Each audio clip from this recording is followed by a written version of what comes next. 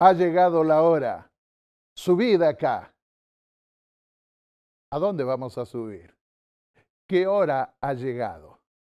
El mensaje que veremos a continuación está basado en Apocalipsis 14:7 y Apocalipsis 11:12.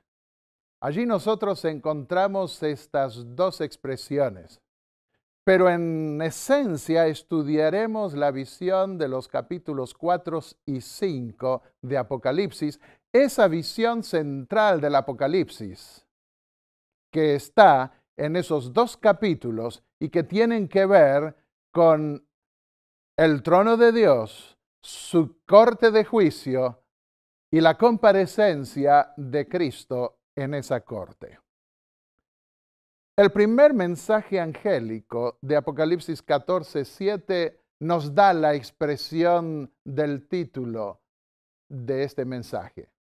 Temed a Dios y dadle gloria, porque ha llegado la hora del juicio.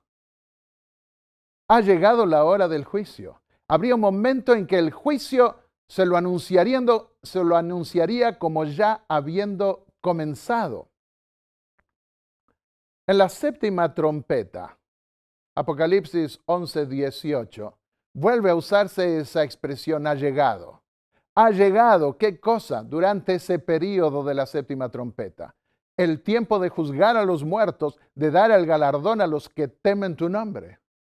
Sí, amigos, hay un juicio de Dios al final y debemos prepararnos para hacer frente a ese juicio si queremos evitar el pago final que sucumbirá para los redimidos como una derrota. Bueno, entonces fue abierto el templo de Dios que está en el cielo, dice Apocalipsis 11:19, y quedó a la vista el arca de su pacto en su santuario. ¿Dónde? En el lugar santísimo. Ya vimos esto en otro tema anterior. La puerta del trono y del juicio final se la menciona en Apocalipsis 4:1. Escribió Elena de White acerca de esto en 1891. Aquí hay alguien que lo ve todo y dice, he puesto delante de ti una puerta abierta. Es la puerta que Jesús abre a la sexta iglesia del Apocalipsis, en Apocalipsis 3:8. Es Cristo el que abre esa puerta. Y continúa diciendo ella, a través de esta puerta se mostró el trono de Dios sombreado por el arco iris de la promesa. Apocalipsis 4:1-3. De manera que la puerta que se abre es la del juicio. A eso se refirió Cristo en el mensaje a la sexta iglesia, una puerta que se iba a abrir, que iba a poner delante de ellos. Bueno, ¿qué le dice Dios, qué le dice Cristo a Juan en el capítulo 4, el versículo 1, al iniciar esa visión? Sube acá, sube al trono de Dios. Apocalipsis 4:1, leámoslo en forma clara. Y la voz que me había hablado antes con sonido como de trompeta. ¿Qué voz? La voz de Cristo. Cuando le reveló su ministerio en el lugar santísimo en la primera visión del Apocalipsis entre los candelabros. Me dijo ahora, dice Juan, sube acá, a una visión más exaltada que tiene que ver con la exaltación del trono de Dios. Voy a mostrarte lo que tiene que suceder después de esto, es decir, después de lo que había visto en la primera visión. En la primera visión, podemos leerlo literalmente, en el capítulo 1, versículo 10, Juan dice, oí detrás de mí una fuerte voz como de trompeta. Los versículos 12 al 14. Vuelto vi 7 candelabros de oro, y entre los 7 candelabros vi a uno semejante al Hijo del Hombre. En la segunda visión, escucha un llamado a subir, sube acá. El profeta Isaías, cuando vio el trono de Dios en el lugar santísimo del templo terrenal, dijo, vi al Señor sentado en un trono alto y sublime. Ahora va a ver la visión del trono. Ahora va a ver a Dios, a la exaltación de Dios y su trono en el lugar santísimo del templo celestial. Tiene que ver con la séptima trompeta cuando va a darse inicio a la obra de juicio final y se va a ver el arca del pacto, se van a abrir las puertas del lugar santísimo. El trono y el juicio eran un lugar de vindicación. Ha llegado la hora de exaltar a Dios, al Creador y al Redentor, según lo vemos en ese capítulo. Ha llegado la hora de vindicar a aquellos que fueron lavados o limpiados en la sangre del Cordero y aceptaron la redención del Hijo de Dios. Vayamos al capítulo 11 y vemos ese paso del ministerio en el lugar santo al lugar santísimo, porque dice los dos testigos. Los dos testigos que en otro estudio vimos que eran el Antiguo y el Nuevo Testamentos, la Biblia. Están representados por dos candelabros, lo que vincula el ministerio de aquellos que llevaban la palabra de Dios durante la Edad Media con el ministerio de Jesús en el lugar santo, bajo privaciones, vestidos en sacos, en cilicios, dice allí, en cenizas. Y luego que terminan de testificar en esas condiciones, reciben el llamado del cielo que dice, subid acá, y subieron al cielo en una nube. Es más que subir simplemente al cielo, es pasar al cielo, pero con la abertura al lugar santísimo, porque tiene que ver con la séptima trompeta que abre la puerta al lugar santísimo. Veamos en gráfico cómo está la estructura literaria de la primera parte del Apocalipsis, con alguna extensión también a la segunda parte. En Apocalipsis 4:5 ve Juan que del trono salían relámpagos, truenos y voces. Esto está en conexión con el mensaje a la séptima y última iglesia, en donde promete que al que venza lo hará sentar con Cristo junto al trono de Dios. Pasamos al séptimo sello. En esa visión se ve el altar, y el altar está ante el trono, y culmina el séptimo sello diciendo, hubo truenos, voces y relámpagos. Pasamos a la séptima trompeta, Apocalipsis 11:19. Y allí vemos que se abre el templo de Dios que está en el cielo y se vio el arca del pacto y hubo relámpagos, voces y truenos. Pasamos a la séptima plaga, Apocalipsis 16, 17 y 18. Y allí dice, del templo del cielo, desde el trono, una voz dijo, hecho está. Culminó la obra de Cristo en el santuario celestial. Eso dirá Jesús cuando termine su ministración en el templo del cielo y entonces se derramen las 7 postreras plagas. Y en la séptima plaga se consuma esa obra final del Hijo de Dios. Del templo del cielo, desde el trono, escuchó una voz que dijo, hecho está. Entonces hubo relámpagos, voces y truenos. ¿Dónde ubicamos los relámpagos, las voces y los truenos? En el contexto final. Por eso la visión de Apocalipsis 4 que dice que del trono salían truenos, voces y relámpagos se está refiriendo al acto final que va a coronar a Jesús como Rey de Reyes y Señor de Señores, como Rey de la Nueva Jerusalén. Vamos al libro de Amós en el Antiguo Testamento, el capítulo 1 y el versículo 2. Allí refiere Dios al profeta el juicio que va a tener con las naciones y aún con su mismo pueblo de Israel y el reino de Judá. Y dice Amós 1:2, el Eterno tronará desde Sión y dará su voz desde Jerusalén. Como un trueno, Dios dará a conocer su voz. Es una epifanía, es una manifestación de la grandeza y el poder de Dios, como la reveló también en el Sinaí al proclamar los mandamientos de Dios. Y la voz de Dios se escuchará en toda la tierra en la conclusión del juicio, cuando venga a traer a cada uno la recompensa que se merece, la pérdida eterna o la vida eterna. Escribió Elena de White: había llegado una crisis en el gobierno de Dios. La tierra estaba llena de transgresión. Las voces de los que habían sido sacrificados a la envidia y odio humanos estaban clamando bajo el altar por retribución. Todo el cielo estaba preparado para ponerse en marcha a favor de los elegidos. Dios no tenía sino que hablar, y habrían habido truenos, relámpagos, terremotos y destrucción. Veamos aquí en este gráfico la estructura del templo, la estructura de esa primera mitad del libro del Apocalipsis con la inclusión de las plagas.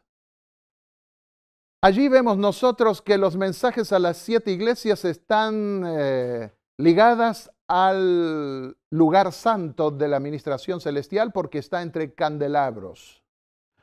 Y cuando se abre la puerta, que pone frente a la sexta iglesia, delante de la sexta iglesia, pasamos a la iglesia del juicio. Laodicea significa iglesia, significa juicio del pueblo. Y vemos un candelabro que se ve junto al trono. ¿Por qué se ve el candelabro y el trono? Porque había una puerta abierta, porque se está bajo la puerta abierta al lugar santísimo. Vayamos a los sellos. En el sexto sello aparece un altar. Claman bajo el altar los que murieron, confiando en la intercesión de Jesús en ese altar, en el lugar santo.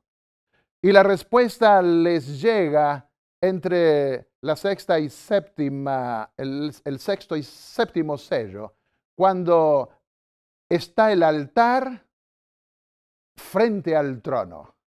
Y tiene que ver con una revisión del juicio, de los juicios que Dios hizo en el pasado mediante los juicios de las 7 trompetas.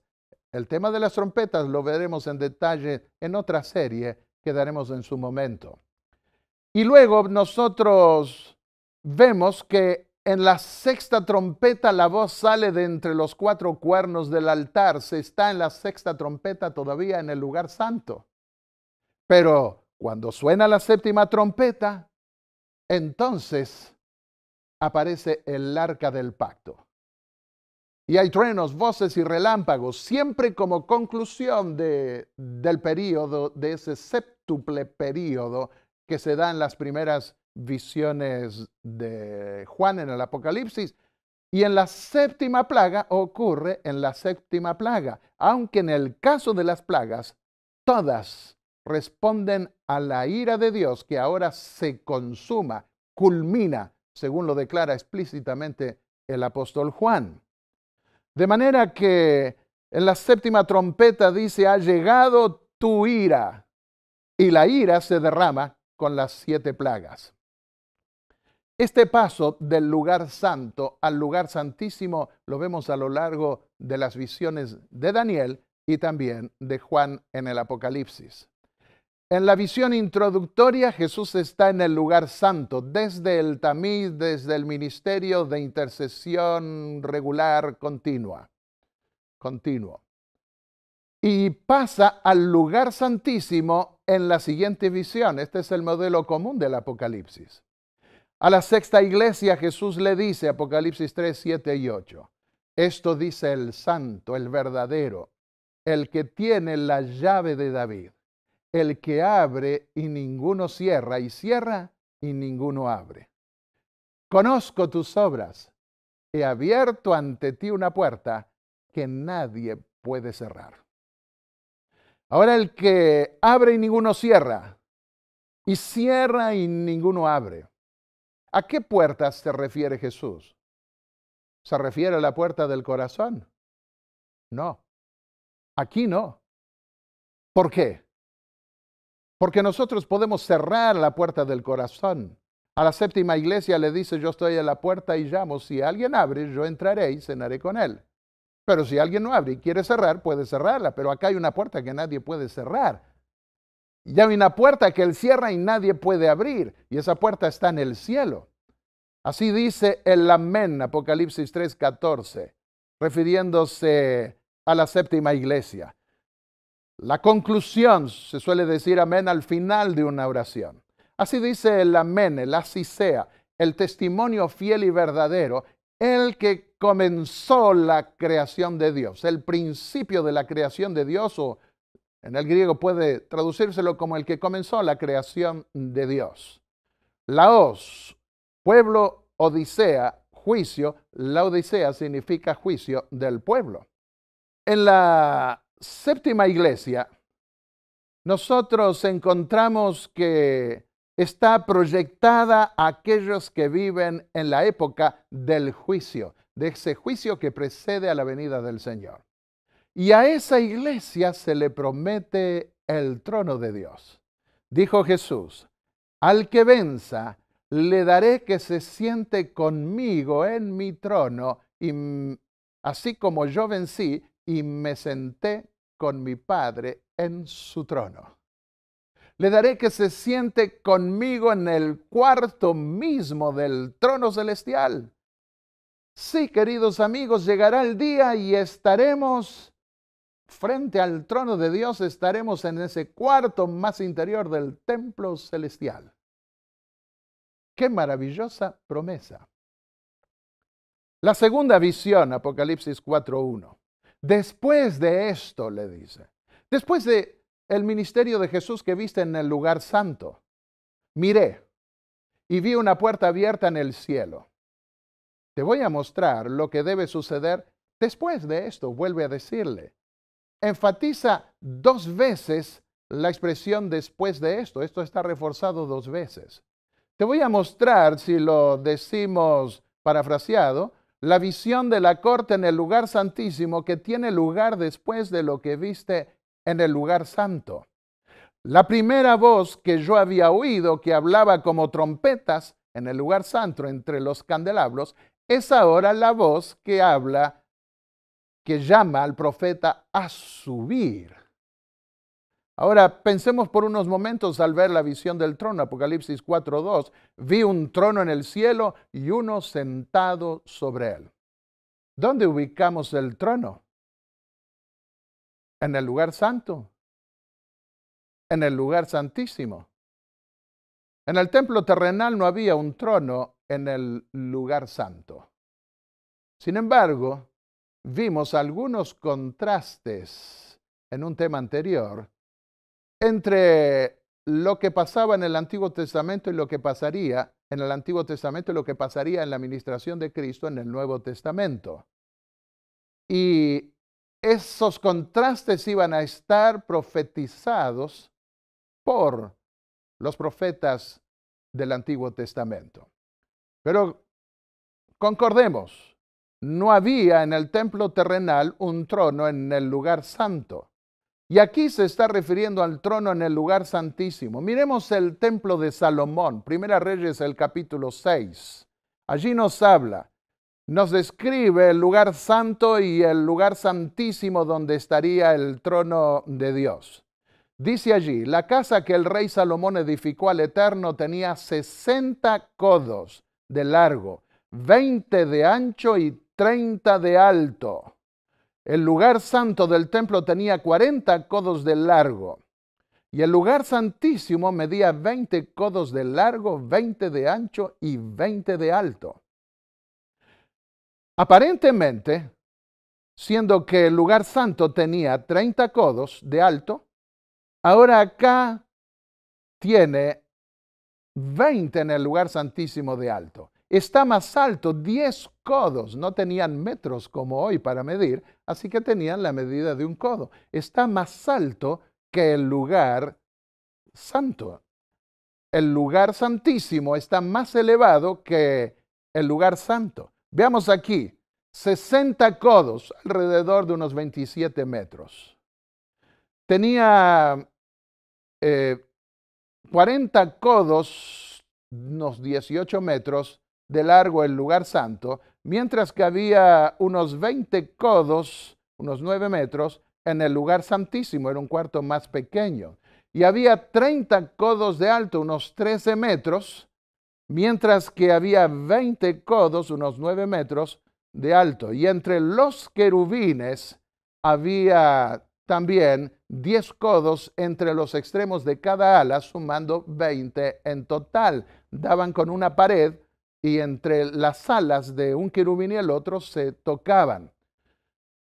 De manera que habría unos 4 metros 5, 4 metros y medio, digámoslo, más alto estaba el lugar santísimo que el lugar santo.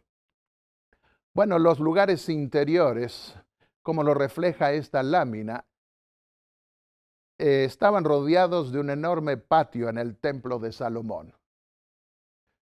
No, este cuadro que ustedes pueden ver fue preparado por un arquitecto Rittmeyer, que se lo considera en la actualidad como el arquitecto que más ha estudiado toda la dimensión del Monte del Eterno allí en Jerusalén y donde habría estado el templo de Salomón. Y sacando las medidas de Salomón, este fue el cuadro que hizo. Y él descubrió, sin embargo, basado en la arquitectura, que si tenía 20 codos, llegó a deducir él, era porque había 6 codos de altos, no 10, estaría tal vez 4 codos más bajo el techo que el que estaba en el lugar santo. ¿Por qué? Porque había una roca alta llamada sacra por los judíos hoy, que es el lugar más sagrado del templo, y allí pudo él ver por fotos que se habían sacado tiempo atrás, porque hoy están los musulmanes con un templo, con un lugar sagrado para ellos y no permiten verlo, habría en ese lugar tallada una piedra que esturía sobre esa roca, que habría sido la base del arca y que tiene las medidas equivalentes con el arca y con el libro de la ley que estaba allí. Se describe en ese lugar la declaración de Salomón, que hizo construir un lugar para el arca. Y sí, las demás medidas, 10 codos de alto tenían los querubines, más otros 10 codos de alto el otro querubín, cubrían 20 codos en total. Tal vez algunos se puede sorprender por estos animales que aparecen como 2 querubines que se agregaban a los 2 ángeles que estaban sobre el arca. Pero no se sabe cómo eran esos querubines porque ese templo fue destruido. No se sabe cómo los construyeron. Pero la visión de Ezequiel y después de Apocalipsis nos muestran que estaban representados también con figuras de animales. Los que construyen esos querubines, los que los hacen en las figuras con figuras de animales, es porque tienen en cuenta lo que había en algunos templos paganos y sobre todo por la descripción que hace también Juan en el Apocalipsis y Ezequiel en su libro. ¿Qué decía Salomón en el primer libro de los Reyes en relación con su templo? ¿Qué dijo el escriba que describió ese templo? Las varas del arca, eran tan largas que se podían ver desde el lugar santo que está delante del Santísimo, pero no se veían desde afuera. De allí que Rittmeyer piensa que esas varas, el arca, estaba en forma perpendicular a los otros 2 querubines y se totalizaban allí 4 querubines con esos 2 gigantes al lado y los otros 2 que estaban sobre el arca. ¿Por qué no se veían de afuera? Se podían ver desde el lugar santo solo en el día de la expiación, cuando se abría la puerta del Santísimo. No se podían ver desde el patio porque en ese día se cerraba la puerta del lugar santo. De manera que cuando Jesús le dice a la sexta iglesia, yo soy el que cierro y ninguno abre, y abre y ninguno cierra, se está refiriendo desde el templo del cielo al momento en que va a cerrar la puerta del lugar santo y abrir la puerta del lugar santísimo, y nadie en la tierra puede impedirlo. Y nadie en la tierra puede abrir puertas que en el cielo se cierran o cerrar puertas que en el cielo se abren. Jeremías 17:12. Dice el profeta, trono de gloria, alto desde el principio, es el lugar de nuestro santuario. Esa roca llamada sacra hoy era el lugar más alto donde estaba el lugar santísimo, el lugar más alto del templo sobre la montaña de Moria. Porque Él me esconderá, dijo David, Salmos 27:5, en su morada en el día del mal, me ocultará en lo reservado de su pabellón.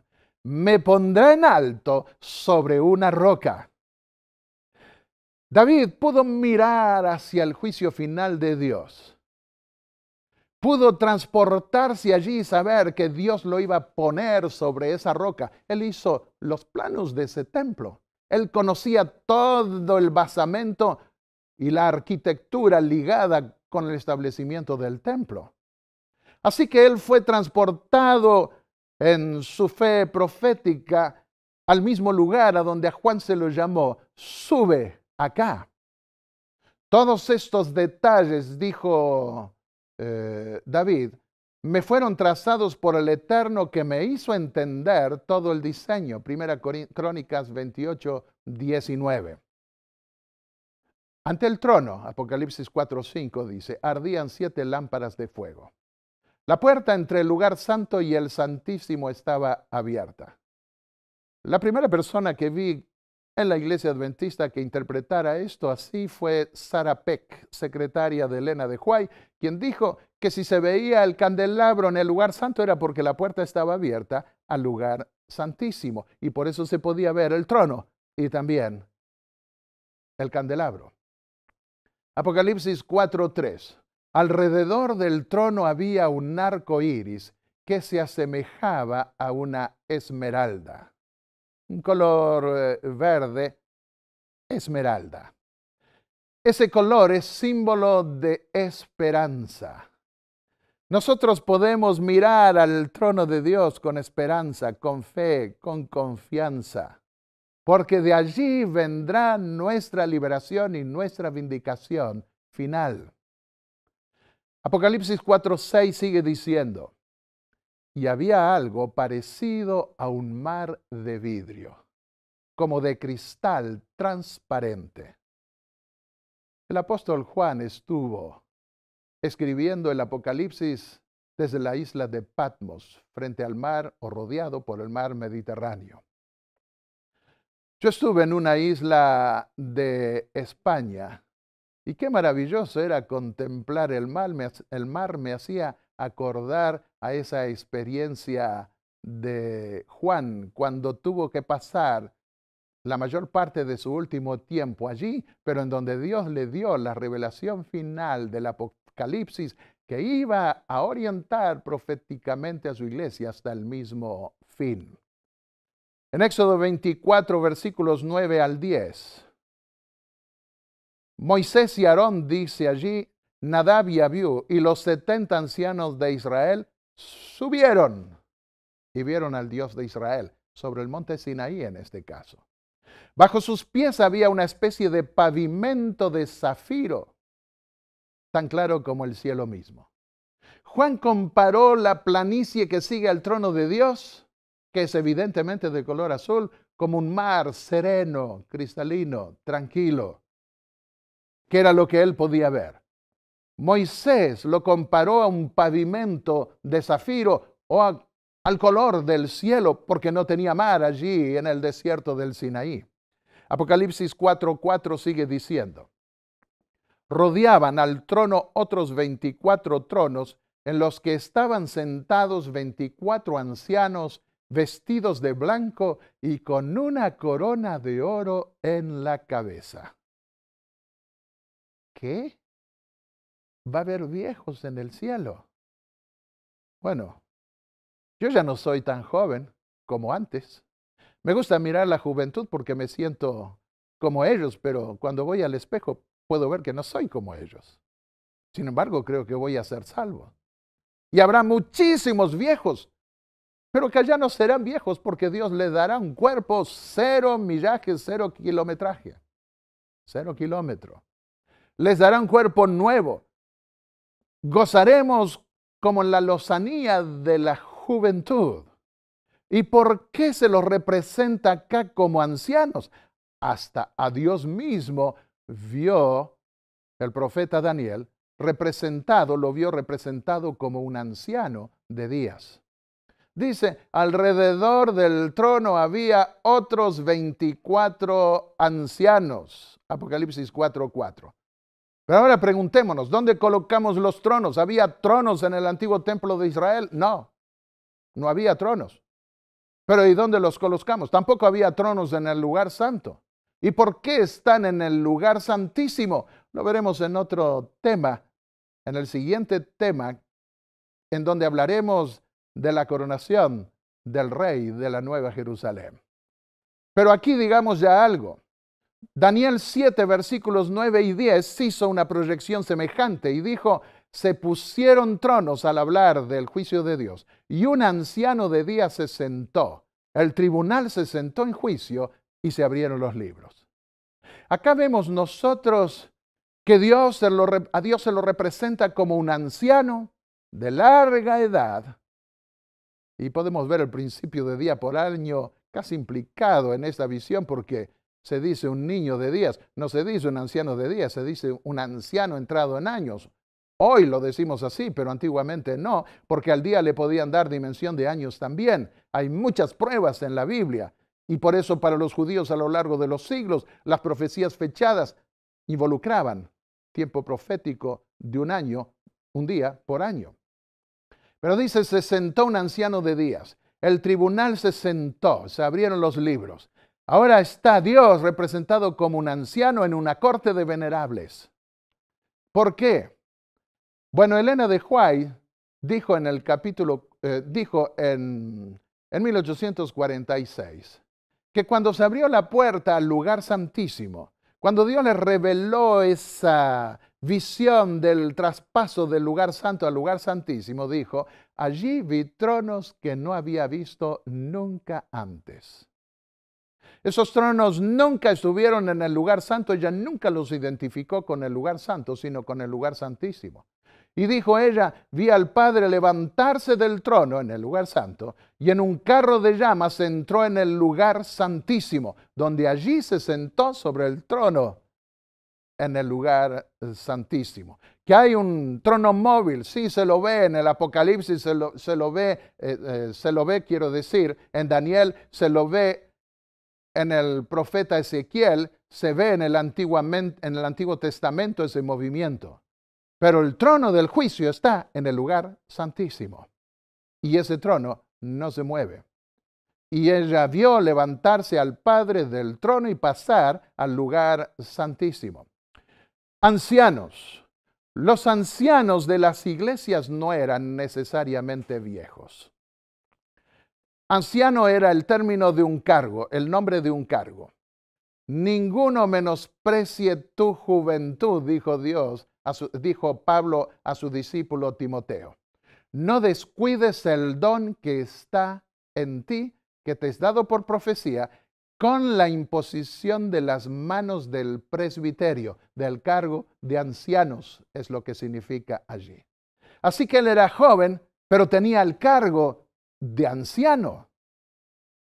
Por eso en muchas iglesias se nombra a veces como anciano a personas que son jóvenes. Ropas blancas. Las ropas blancas significan pureza. Las coronas, rango, jerarquía, muestran el premio que tendrán los que sean aprobados por el juicio. Anticipan el triunfo de los redimidos. La peluca blanca de los jueces ingleses tiene un valor jerárquico. Los jueces en Inglaterra suelen ponerse una peluca. Antes lo hacían, ahora en muchos lugares ya no lo están haciendo más. ¿Por qué se ponen una peluca cuando van a sentarse como jueces? En Estados Unidos una vez estuve en una corte por un accidente de tránsito y allí el juez hizo lo mismo, se puso una peluca, habrá tenido unos 40, 45 años, porque proviene de antiguo. Las personas capacitadas para juzgar solían ser de edad, por la gran experiencia que tienen. Los jóvenes tienen muchas energías y cuando se da a veces en colegios a los mismos jóvenes a hacer la disciplina, suelen ser mucho más rigurosos y despiadados que los adultos. ¡Ay de ti!, decía la Biblia, cuando los que gobiernan son niños o mujeres también. Las mujeres no solían ser gobernantes y las pocas mujeres que llegaron a gobernar, como Jezabel, como la historia que se menciona en la Biblia, o Atalía, fueron crueles. Porque para imponerse ante los hombres deben volverse realmente terribles, especialmente en contextos como lo era en el mundo antiguo. Y por eso, para representar esta corte del cielo, ahora se los ve con unas cabellera blanca como ancianos, con coronas en sus cabezas. Nombrarás jueces, dice Deuteronomio 16, 18, y magistrados en todas tus tribus. Eso indicó Dios a Moisés. En cada ciudad, y ellos juzgarán al pueblo con justicia. Moisés lo refirió a Josué. Allá suben las tribus, dice el Salmo 122, los versículos 4 y 5. Suben, ven ustedes la idea de subir, al lugar más alto donde estaba el templo. ¿Para qué? Para alabar el nombre del Señor, porque allí están los tronos del juicio. Así que en el antiguo Israel, el rey David u otros reyes no gobernaban solos, tenían una corte de ancianos que los secundaba en esa labor de juicio que correspondía al rey. Y lo interesante es que cuando había juicio, cuando en una nación hay leyes justas y se cumplen con esas leyes y hay jueces justos también, el pueblo alaba a Dios y alaba ese gobierno. Algunos me han dicho en algún momento que el pasaje de Apocalipsis 4 y 5 no puede ser un juicio porque en los juicios no se canta. Pareciera que no vivieron en Estados Unidos, porque en Estados Unidos antes de la corte de juicio suelen cantar el himno nacional. Igual, aún así, puedo aceptar que no se suele cantar en las cortes de juicio terrenales, hasta se escuchan gritos y peleas en algunas de esas cortes, pero no es así en la corte del cielo. En la corte del cielo todos alaban a Dios por su obra de creación, de la cual se burlan acá en la tierra, y por su obra de redención, de la cual ni prestan atención a aquellos que no se interesan en el Evangelio. Jesús habló de un Sanedrín celestial, Mateo 5:22. Dijo, todo el que se enoje con su hermano quedará sujeto al juicio del tribunal. Es más, cualquiera que insulte a su hermano quedará sujeto al juicio del consejo, suelen traducir algunas versiones. Lo que está diciendo es al juicio del Sanedrín, literalmente. Y cualquiera que lo maldiga quedará sujeto al juicio del infierno. Acá está hablando de un Sanedrín celestial. ¿Qué significa Sanedrín?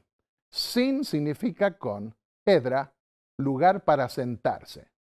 Literalmente, Sanedrín significa lugar de los que se sientan juntos. Y en el Sanedrín se juntaban en forma de herradura, de la misma manera como se ve a los ancianos en el Apocalipsis. Será culpado, entonces, dijo Jesús, ante el Sanedrín, un Sanedrín celestial, una corte de ancianos en el cielo. Aquí podemos ver una lámina de un Sanedrín judío. Se sentaban como los ancianos del Apocalipsis allí y tenían los judíos cortes de 23 y 24 ancianos, más bien cortes de 23 para evitar el empate en los votos. Pero en el cielo no hay necesidad de desempate. Todos, al tener todos los hechos bajo su mirada, vindican el carácter de Dios como creador y redentor. Pablo y Bernabé, dice Hechos 14:23, nombraron ancianos en cada iglesia y habiendo orado con ayuno, los encomendaron al Señor. Este modelo lo tomaron de las sinagogas judías, porque en cada pueblo tenían cortes de 23 o 24 ancianos y en Jerusalén tenían una gran corte de 70, de los 70. Y en los escritos rabínicos se escucha la discusión de si eran 72 o 70, y que si eran 70 era porque lo otro estaba reservado a Moisés y Aarón, y otras discusiones más que no valen la pena considerarlas aquí, no vienen al caso. Y dijo Pablo a su discípulo Timoteo, te mandé que pongas ancianos en cada ciudad. En Mateo 18:18 Jesús dijo, les aseguro que todo lo que ustedes aten en la tierra será atado en el cielo, y todo lo que desaten en la tierra será desatado en el cielo. Los ancianos y los 4 seres vivientes aparecen siempre conectados con el fin en el resto del Apocalipsis. En Isaías 24:23 encontramos que la luna se avergonzará y el sol se confundirá cuando el Eterno Todopoderoso reina en el monte Sión y en Jerusalén. Y aquí está hablando del pequeño Apocalipsis de Isaías, así que está hablando de la Jerusalén celestial. Y ante sus ancianos manifieste su gloria, en conexión con esa manifestación estelar que iba a ser una de las señales de los tiempos finales. Bueno, cuando Jesús se refirió a esa corte del cielo que vindicaría lo que hiciera la iglesia de atar y desatar, no estaba diciendo que eso se iba a cumplir siempre. ¿Puede equivocarse la iglesia? Sí, por supuesto. Nadie es infalible. Ninguna iglesia es infalible en las decisiones que toma con unas personas o con otras. Y de hecho, condenaron a muchos inocentes a la hoguera en siglos pasados. Y hoy podemos cometer los mismos errores. ¿Qué dijo Jesús a los fariseos que lo condenaron a él, a ese Sanedrín de los judíos? Ay de ustedes, expertos en la ley, porque se han adueñado de la llave del conocimiento. Ustedes mismos no han entrado y a los que querían entrar les han cerrado el paso. Acá nosotros vemos que Jesús habla de la llave. ¿Cuál es la llave? Es la palabra de Dios. Y Dios no se la dio solamente a uno de los discípulos, sino que se las dio a todos los discípulos y de allí en adelante a todos sus seguidores. De manera que cuando Jesús dijo que todo lo que atéis o desatéis con la llave de la palabra de Dios será confirmado en el cielo. Pero si por supuesto se obra contra la palabra de Dios, eso no será corroborado en el tribunal celestial. Alrededor del trono había 4 seres vivientes llenos de ojos, dice Apocalipsis 4:6. ¿Quiénes son estas criaturas vivientes? Vayamos a la visión del capítulo 1 de Ezequiel, porque allí se describe de una manera semejante a estos 4 seres vivientes. El versículo 22 dice, sobre las cabezas de los seres vivientes había una expansión muy hermosa y reluciente como el cristal. Sobre la expansión que había sobre sus cabezas se veía la figura de un trono que parecía de zafiro.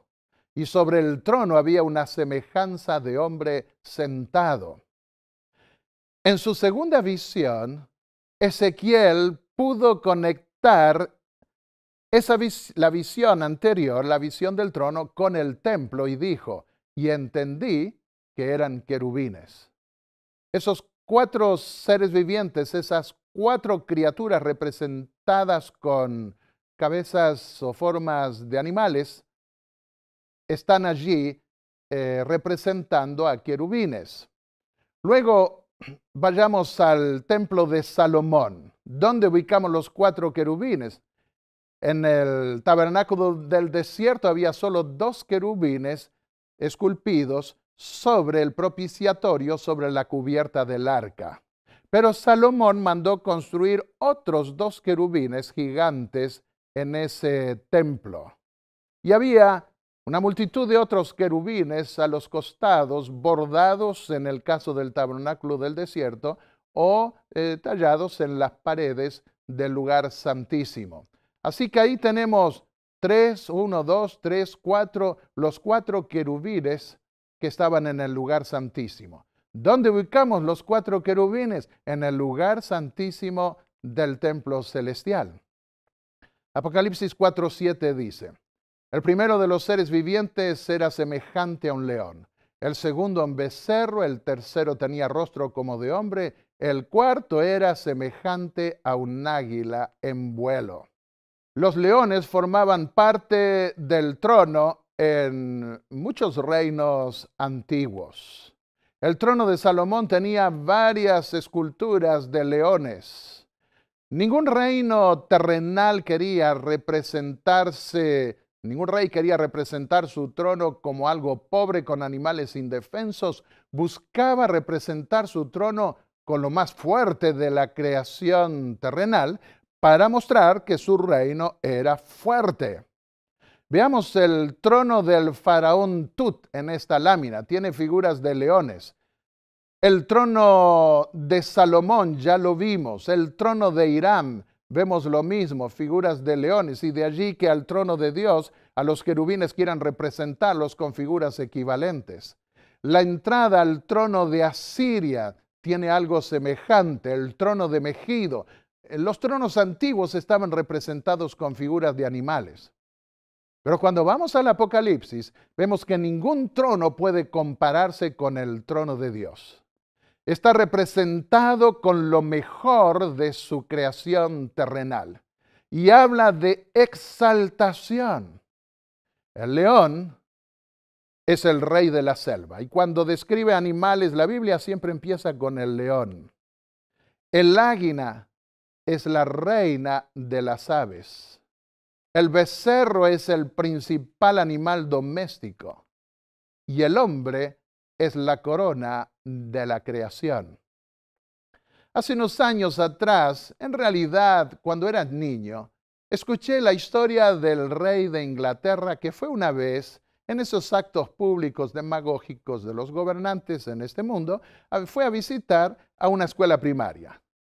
Y allí se le ocurrió preguntar: díganme, chicos. Tomó un pedazo de piedra y dijo: ¿a qué reino pertenece esta piedra? Y todos levantaban la mano y le dijeron: ah, mi señor el rey, esa piedra pertenece al reino mineral. Muy bien, dijo el rey. Esa es la clasificación que muchos humanos han hecho. Entonces tomó una planta y dijo: ¿a qué reino pertenece esta planta? Y levantaban la mano: a ver tú. Y uno de los chicos dijo: ah, mi señor el rey, ese reino, esa planta pertenece al reino vegetal. Pero no encontraba en esa escuelita ningún animal para representar al reino animal y se le ocurrió al rey una idea. Y les preguntó: a ver, díganme, ustedes, ¿a qué reino pertenezco yo? Y los niños se sonreían y ninguno se atrevía a decirle: ah, mi señor el rey, usted pertenece al reino animal, porque era el rey de Inglaterra. Y de repente un niño levantó la mano. El rey les pedía: a ver, díganlo. Un niño levantó la mano y el rey pensó: ¿será que este se atreverá a decirlo? Y el niño dijo: ah, mi señor el rey, usted pertenece al reino de los cielos. Y el rey quedó impávido, impresionado. Y sí, mis queridos amigos, nosotros estamos representados con lo mejor de esta creación terrenal allá en el cielo. Esta creación es tenida en cuenta en el cielo. En el trono de Dios, los querubines, los ángeles están representados con lo mejor de esta creación para mostrar que esta creación no perecerá, sino que Dios la salvará, la redimirá. Y por eso representa esa corte con lo mejor de la representación terrenal, incluso los seres humanos. Y día y noche repetían sin cesar: Santo, santo, santo es el Señor Dios Todopoderoso, el que era y que es y que ha de venir. Apocalipsis 4:8. Y cada vez que los seres vivientes dan gloria y honra al que está sentado en el trono, los 24 ancianos se postran ante el que está sentado en el trono y adoran al que vive por los siglos de los siglos. Echan sus coronas ante el trono y exclaman: Digno eres, Señor y Dios nuestro, de recibir la gloria, la honra y el poder, porque tú creaste todas las cosas, por tu voluntad existen y fueron creadas. Dios merece nuestro reconocimiento como creador. A través del profeta Isaías, en el capítulo 43, versículo 7 de su libro, dijo Dios: Para gloria mía los creé, los formé y los hice. Para gloria de Dios. Nosotros fuimos creados para gloria de Dios, como nuestros hijos. Ellos deben rendir honor, honra a sus padres. Y es legítimo que los padres sean honrados por sus hijos. Como también los músicos o los artistas crean un cuadro, crean una música, y es normal que se los elogie por esa obra que hicieron, que deleita a los demás y ellos pueden sentirse satisfechos. Así es legítimo para Dios recibir también el honor, la gloria y la honra por esta creación que el mundo le ha querido quitar. Le ha querido quitar su derecho de autoría para atribuírselo al azar, algo asombroso para los ángeles de Dios. El sábado es el día del Creador. Al llegar al séptimo día, dice Génesis 2, versículos 2 al 3, Dios descansó porque había terminado la obra que había emprendido, y Dios bendijo el séptimo día y lo santificó, porque en ese día descansó de toda su obra creadora.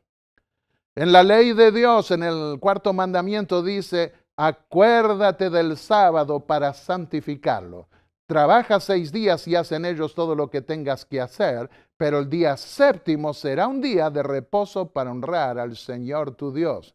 Acuérdate de que en 6 días hizo el Señor los cielos y la tierra, el mar y todo lo que hay en ellos, y que descansó el séptimo día. Por eso el Señor bendijo y santificó el sábado. Y Jesús dijo que Él era el Señor del sábado. El Hijo del Hombre es Señor del sábado, incluso del sábado, dice Marcos 2, versículos 27 al 28. El sábado es el verdadero día del Señor, el séptimo día de la semana. Pero al descartar el sábado, los hombres inventaron la teoría de la evolución, como que si la naturaleza tuviera una fuerza por sí sola. Están yendo a Marte, están yendo a otros planetas y ya han descubierto que no hay vida, y ahora quieren estudiar si por casualidad alguna vez hubo condición para la vida en esos lugares. Pero donde la mano creadora de Dios no se puso, no hay vida. Solo lo hay en este planeta, en este sistema solar. Y el apóstol Pablo habló de la ingratitud humana que habría aún en el fin, y dijo Romanos 1, 20 al 22. Porque desde la creación del mundo las cualidades invisibles de Dios, es decir, su eterno poder y su naturaleza divina, se perciben claramente a través de lo que Él creó, de modo que nadie tiene excusa. Y a pesar de haber conocido a Dios, los hombres no lo glorificaron como a Dios, ni le dieron gracias. Y aunque afirmaron ser sabios, dice en la parte final de estos versículos, se volvieron necios. Y lo más sorprendente es hasta que el mismo Papa Juan Pablo II aceptó la teoría de la evolución, aunque su lenguaje fue algo ambiguo y ha sido interpretado de distintas maneras. Y más recientemente el Papa Francisco salió diciendo que no podemos creer que Dios vino con la varita mágica para crear los 7 días de la creación del Génesis. En esta obra, escribió Elena de White, las palabras de Cristo son apropiadas. Ponen a un lado los mandamientos de Dios y se apoyan en mandamientos de hombres. El universo entero se admira de que en su credulidad los hombres transfieran la bendición dada para el 7º día al primer día de la semana. Démosle gloria, exaltemos al Creador y Redentor de esta creación, guardemos su día, adoremos a nuestro Creador. Querido amigo, ha llegado el momento de subir a ese lugar santísimo donde está el trono de Dios. Subid aquí, sube acá. Esas expresiones del Apocalipsis corresponden con nuestra época. Ha llegado la hora del juicio. Ha llegado la vindicación final. Ha llegado el momento en donde tenemos que tomar en serio la fe, la palabra de Dios y nuestra obligación de exaltar al Creador y al Redentor de esta creación. Por lo cual yo te invito a dirigirte por la fe hasta el trono de la gracia para alcanzar ese oportuno socorro espiritual que necesitamos en las vicisitudes y luchas de esta vida. ¿Quieres dar ese salto de fe, ese paso que te permitirá comparecer ante ese trono por la fe y en reverencia inclinar el rostro conmigo para dirigirnos a ese trono celestial en lo alto? Inclina tu rostro, cierra los ojos y ora conmigo. Padre y Dios Santo que estás en los cielos, gracias Señor porque desde este lugar apartado del universo podemos dirigirnos hasta el mismo centro de ese universo donde está tu trono. Sabemos, Señor, que Jesús intercede por nosotros. Queremos subir a ese lugar santísimo donde se decide la suerte final de nuestra vida, el destino final de nuestra vida. Y está en juego la vida eterna. Por lo cual, Señor, confiamos en la intercesión de tu Hijo y en tu gran amor que concebiste esto para que los ángeles reconozcan la grandeza de tu amor y de tu carácter. Queremos, Señor, participar de las alabanzas de esa corte celestial. Queremos, Señor, aprender a cantar los cantos que nos elevan a ti ya en este mundo. Y queremos confiar en tus promesas. Ayúdanos a participar de ese espíritu que llena los cielos, donde te reconocen como Creador y como Redentor, y líbranos de tantas especulaciones y teorías humanas que niegan tu autoría como Creador y no les importa la redención tan preciosa que tu Hijo vino a obtener por nosotros. Danos la victoria. En el nombre de Jesús te lo pedimos y agradecemos. Amén.